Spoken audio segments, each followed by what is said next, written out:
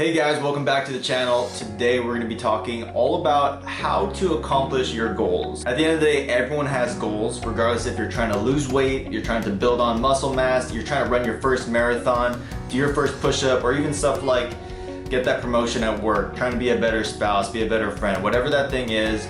We all have goals that we're trying to strive for in life. Today I'm going to talk about some practical things you can start implementing into your life to help you reach those goals. So the quote-unquote secret pill to reaching our goals is consistency over time. That's the formula. In order to reach our goals, we're gonna have to be doing things that are hard. We're gonna be doing things that challenge ourselves and push our boundaries. And for most of us, it's easy to do something that's really difficult once or every once in a while, but to do something that is hard consistently, day in, day out, month in, month out, year in, year out, is a whole different ballgame. And then on top of that, we assume that in order to be consistent over time, we have to be motivated over time. So the idea is that in order to be a consistent individual, we have to be a consistently motivated individual, right? Wrong. Unfortunately, motivation, like any other emotion, it's fleeting. It's inconsistent. As much as we can enjoy motivation in the moment, you know, I myself love watching a David Goggins video. Whenever he posts stuff, I want to run through a brick wall. Yeah! Horny, you got some more in you.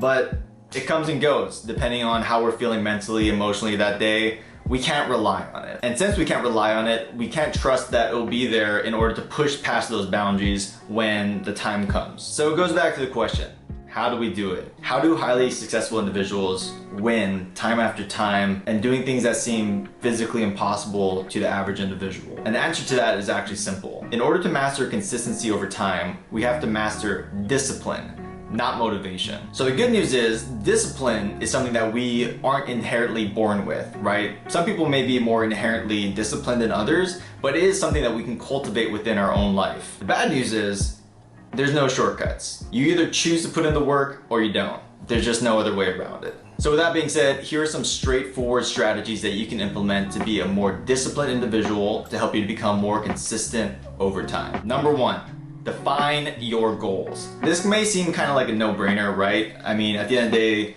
you're not having a hard time figuring out your goals, you're having a hard time figuring out how to get to your goals. But I think the issue is a lot of times we don't necessarily know or have a clear vision of what that goal really is. For instance, your goal is, I want to lose a couple pounds. All right, how much is a couple pounds? Is it 3, 10, 30? What is your definition of a couple? And what does losing that weight signify to you? What does it represent? Is it becoming a healthier person? Is it for more aesthetic reasons? Another example is, I want to run more. All right, what does running more mean to you? Is it running more consistently or is it running more miles? I want to make more money. How much more money? What does that money mean to you? What would that access into your life? If you make that much money, will you still be wanting more at the other side? And why is that specific number so important to you? Before we chase any goal, we have to be crystal clear of what we're chasing after in the first place. If we don't have a clear vision of our destination, then we're just gonna get lost along the way. So really sit down, take a few minutes, write crystal clear and deeply why this goal is important to you and why you want to get there. Number two, understand and accept the sacrifices that's required for you to reach that goal. Really ask yourself, now that you have your goal in mind, what are you willing to give up in order to reach that goal? I've come across more people than I can count who want to lose that weight but aren't willing to give up their after dinner treat, who wants to put on muscle mass but don't want to be lifting weights. At the end of the day, in order to chase greatness, sacrifices are going to have to be made. Take the time to write out some things that you can potentially see yourself giving up in order to chase that goal. Is it sacrificing sleep, sacrificing some social time, sacrificing some foods that you really enjoy, sacrificing spending money on things that you don't necessarily need? Look at that list of sacrifices, and if there is something on that list that you are unwilling to negotiate with, then you're gonna have to head back to step number one and redefine your goal, and that's okay. So for example, for a long time I really wanted to become a doctor because I grew up having health complications, family members who have dealt with cancer and various other lifestyle illnesses, and I thought the best way to help people live healthier and happier lives is by becoming a doctor. However, quickly after finding out that I would be requiring 10 plus years of schooling, and I don't even know how much tuition is at this point. Tuition for medical school. Wow. So 4-year medical school on top of your bachelor's degree is $250,000.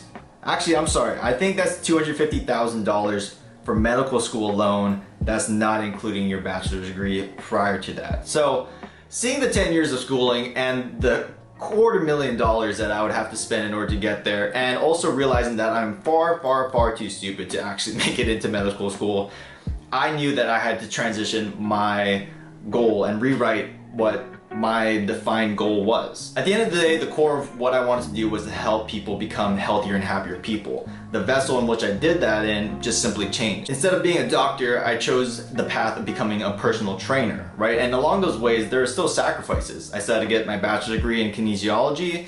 I had a really rough introduction into the industry and like building my network and starting a business from the ground up with my wife and learning that whole process along the way, falling and getting back up time and time again. And although not paying as much in student loans, I definitely didn't get paid as much entering my career path as a doctor would have. And so regardless of your pathway that you're going to be chasing, there are going to be sacrifices, there are going to be benefits and drawbacks, but you have to understand and truly know what it's going to take to get there. You can't take shortcuts, right? I can't just say I want to be a doctor, but I want to skip the 10 plus years of education and all the money that's going to take to do that. You see doctors and you go, wow, it must be so nice because they have a well-paying job and they get to help people and all these things like that. Those individuals who are doctors have done a tremendous job and sacrificed so much in their life in order to be where they're at. Home life balance and all. And that's something that I just wasn't willing to give up. Personal training, those were sacrifices that I saw. So going to be hard, but that's a path that I'm willing to take. So I want you to bust out your roadmap, see where you're starting right now, see where you're going, understand the sacrifices along the way, and then really take time to sit with yourself and say, is this a road I'm willing to take? Number 3, create systems that are gonna keep you on the right path. A quote that I absolutely love is, we're never gonna rise to our expectations, but we're always gonna fall to the systems we have in place. And it's so true. The first few times I tried to wake up at 4 a.m. to work out before work failed miserably. I just thought I was gonna have the willpower and the strength to muscle my way up, regardless of how tired I was, in order to get that workout in. It doesn't work like that. In order to do hard things over time, we need to have systems of checks and balances to make sure that we are staying on that right path. When we first start a new goal, we're excited, we're motivated, right? Like we're talking about. We have to prepare for the individual that is unmotivated, who is tired, who is sore, who doesn't want to be doing that hard thing, because that person is most likely going to be the person that you're going to be dealing with throughout this process. How did I make 4 a.m. become my new norm? I did stuff like putting my phone in a different room an hour before bed so it would block out as much blue light as possible. I bought an alarm clock and I put it on the opposite side of our room from our bed, so I would have to physically get up and turn off that alarm. I put my clothes and my shoes right outside of our room. I set up my coffee maker the night before so I'd have fresh coffee as soon as I got up, and that's probably the most important rule for me to get me out of bed. I need to smell coffee in the morning. And I also programmed a workout that I realistically knew I could get done even if I was tired, even if I had some bad dreams that night before or got up a bunch of times, I had a rough night of sleep and I was tired the next morning. I programmed the workout that I could realistically do regardless of how I was feeling the next day. Now, even after I put all these systems in place, I still create the expectation that waking up tomorrow for this 4 a.m. workout is going to be very, very hard. Because the reality is, back then and to this day, waking up 4 a.m. is still very hard. It's something that I do not enjoy to do. However, I've created and cultivated the environment for success. So I'm more likely now to get out of bed at 4 a.m. rather than to hit that alarm clock and go back to bed. So think about what's required for you along this journey and set those systems in place to make sure you're gonna do those things consistently. Number 4, execute, refine, repeat. So you have a clear vision of your goals, you know what it's gonna take to get there, you have the systems in place, now it's time to just execute. You're gonna stumble, you're gonna fall, you're gonna make mistakes, you're gonna have victories, and over the course of the entire journey, you're gonna learn more and actually maybe even gain more from the actual experience of this whole process than the actual reaching of the goal itself. But eventually over time, you will reach that goal. And then what, right? Once you reach that goal, that's not the finish line. Once you get there, that's just the beginning of the dreaming process for that next goal. And the process starts all over again. So you can look back and see everything that you learned along the way, all the systems you put in place, all the perspective that you've had along that journey, and you get to refine that process. And the more victories and the more goals you reach, these are micro victories that compound over time, and we can dream for bigger and bigger and bigger goals and accomplish them. So I really want you guys to sit down, define those goals. I want you to think about the sacrifices you're gonna have to make along that way, create systems in place, have that accountability to get to where you wanna go. Once you reach that goal, celebrate, relock, reload, and get after it some more. If you guys need help with some accountability or need help defining your goals, figuring out what it's going to take to get there, and having the accountability and the systems to get to where you want to be going, click the link below to sign up for our one-on-one personal training with myself or Hannah, and we'll help you get to your fitness and wellness goals, whatever they may be. Hope you guys have a great rest of your day. Thanks for watching this video, and don't forget to be kind, train mean. Have a good one, guys.